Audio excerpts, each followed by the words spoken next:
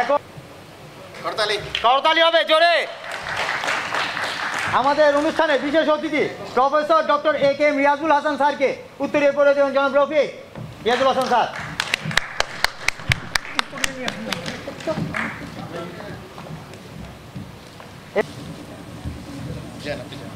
এখন উত্তরীয় পড়ে দিবেন আমাদের অনুষ্ঠানের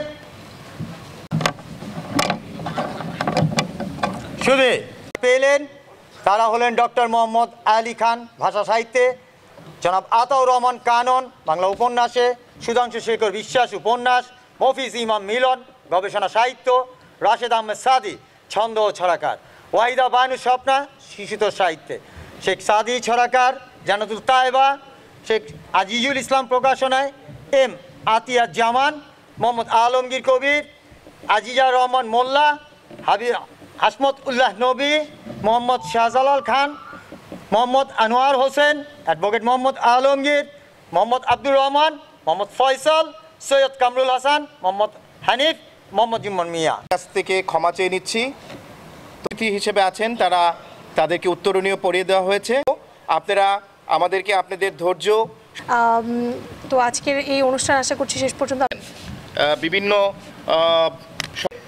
আতাউর রহমান কানন বাংলা উপন্যাসে গবেষণা ও সাহিত্যে, রাশেদ আহমেদ প্রকাশনায়, এম আতিয়ার রহমান সাহিত্য ও সাংস্কৃতিক কবি, পরিবেশবিদ ও সমাজসেবক হিসেবে, অ্যাডভোকেট মোহাম্মদ আলমগীর, সৈয়দ কামরুল হাসান সোহেল বধির, সবশেষে মোহাম্মদ জুম্মন মিয়া 2025-এ যারা ভূষিত হয়েছেন।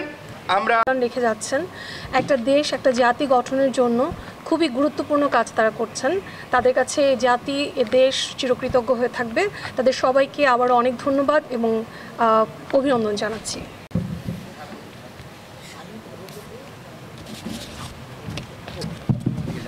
প্রকাশ করছি কারণ আমরা সাহিত্য পুরস্কার করি। এটা যারা লেখক সাহিত্যিক, যারা বড় মনের মানুষ, যারা ভালো মানুষ, তারাই আসলে লেখক সাহিত্যিক হয়। যারা ধৈর্য ধরতে জানে, যারা শিক্ষক, তারাই লেখক সাহিত্যিক হয়। আসলে সাহিত্যিক হতে হলে বড় মন লাগে, জ্ঞান লাগে, সাথে ধৈর্যও লাগে। আমি ওনাদের সাথে গত 10 বছর চলে দেখেছি যারা লেখালেখি করে, শিক্ষার সাথে জড়িত, তাদের মনটা খুবই নরম হয়। যদিও তারা অনেক সময় খুব গরম হয়ে যায়, খুব শক্ত প্রকৃতির হয়, কিন্তু তারা মনে খুবই নরম হয়। সেজন্য আসলে আমাদের দেশে খারাপ মানুষের দাম অনেক আছে, ভালো মানুষের দাম নেই।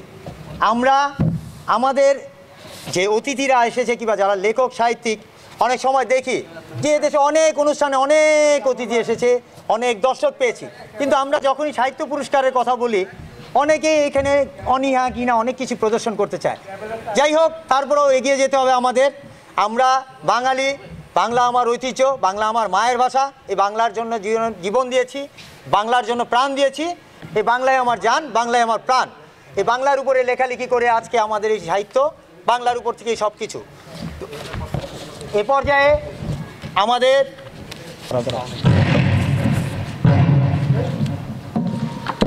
এরপর মিন্টু অনুষ্ঠানে উপস্থিত হয়েছেন।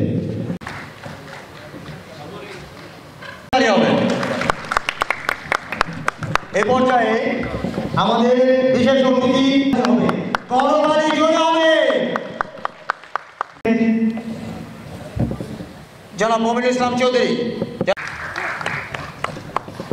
আজ সামনে এগিয়ে যেতে হবে, এটাই মূল কথা। আমাদের জাতীয় জীবনে শিল্প, সাহিত্য, জ্ঞান বিজ্ঞানের নানান বিষয়ের চর্চা, সর্বোপরি রাজনীতির মান উন্নয়ন, এগুলোই বেশি দরকার।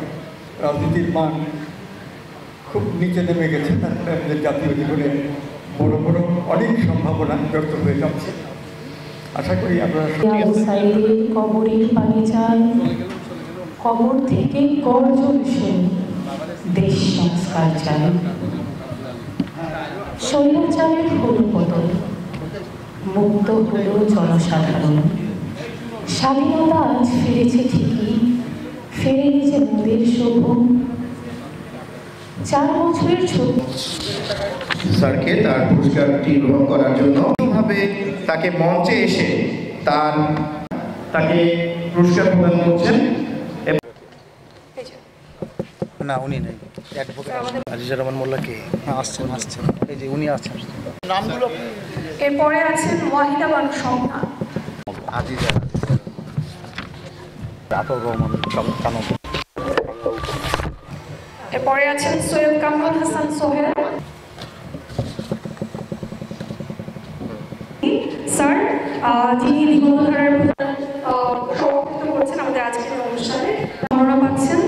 এরপর আছেন মোহাম্মদ শাহজালাল খান। দিগন্তধারা সাহিত্য পুরস্কার 2000-এ তো অনুরোধ জানাচ্ছি মোহাম্মদ আলমগীর কবির স্যার তার জন্য সবিনয় অনুরোধ জানাচ্ছি। আমরা তাকে আমরা অভিনন্দন আগামী 28শে ফেব্রুয়ারি আমাদের শেখ আজিজ ইসলাম বিশেষ করে এই ভাষা আন্দোলনের মাস 21শে ফেব্রুয়ারিতে এই পদক প্রদান অনুষ্ঠানটা আয়োজন করার জন্যে আজকে আমার পদবি বা অবস্থা যাই হোক না কেন আজকে আমি ধন্য হয়েছি। অনেক শিক্ষিত এবং বিজ্ঞ সাহিত্যিক এবং শিক্ষকদের মাঝে আমি আসতে পেরেছি। অনেক সরকারি কর্তা ব্যক্তি যারা এই দেশকে একসময় নেতৃত্ব দিয়েছেন বিভিন্ন মন্ত্রণালয়ে, তারা এসেছেন পদক নিতে, তাদের সাথে আমার দেখা হওয়ার সুযোগ হয়েছে, পরিচয় হওয়ার সুযোগ হয়েছে এবং তাদের মাঝে যে সাহিত্য বোধ, দেশপ্রেম, রুচিবোধ বিদ্যমান এবং বিকশিত হয়েছে তাদের লেখায়, সেটা দেখে আমি অনেক অনুপ্রাণিত হয়েছি। আপনাদের সবাইকে অনেক ধন্যবাদ। যারা পুরস্কার পেয়েছেন আপনাদেরকে আমার আন্তরিক অভিনন্দন। যারা উপস্থিত ছিলেন অনুপ্রেরণা জুগিয়েছেন আপনাদেরকে ধন্যবাদ। আমরা এই প্রতিষ্ঠানের দীর্ঘায়ু এবং উত্তরোত্তর উন্নতি এবং দেশ সবাই অবদান রাখবে এই বক্তব্য রেখে সবাইকে ধন্যবাদ জানাই। আমাদের আজকের অনুষ্ঠানের মূল অনুষ্ঠানের প্রথম ক্ষমা চাইছি যে আমাদের মাফ করবেন, আরেকটু অপেক্ষা করবেন, আমাদের পলিসি চলছে।